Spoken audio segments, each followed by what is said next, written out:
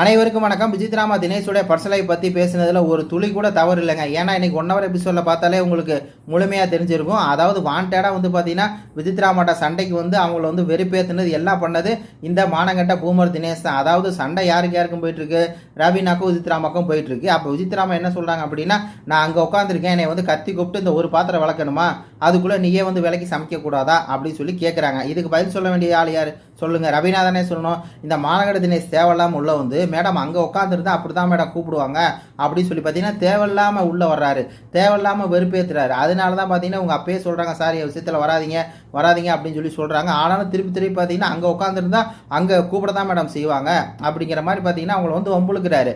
ஆக்சுவலாக சண்டை போடுறது இவங்க 2 பேர் தான், ரவீனாவும் அதுக்கப்புறம் மேடம் தான், விசித்ரா மேடம் தான். அவர்கிட்ட பேசிக்கிறாங்க, அது முடிஞ்சு போச்சு, அது ஒரு சண்டையாக போச்சு, ஓகே.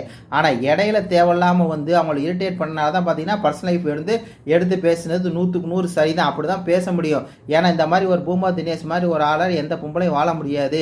இங்கே 3 மாதம் நம்ம இருக்கும் போதே இந்த அளவுக்கு பார்த்தீங்கன்னா நம்ம டார்கெட் பண்ணுறாரு. நான் இங்கே பார்த்தீங்கன்னா லவ்வெல்லாம் கொடுக்க வரல, இங்கே சண்டை போட தான் வந்திருக்கேன் அப்படிங்கிறாரு. இவர் வெளியே இப்படி தான் இருப்பார் அப்படிங்கிறத ஓப்பனாக பேசுனாங்க. இல்லைன்னா தப்பு இருக்குது. ஒரு பெண்ணை எவ்வளோ தான் போட்டு வெறுப்பேற்றுவேன்.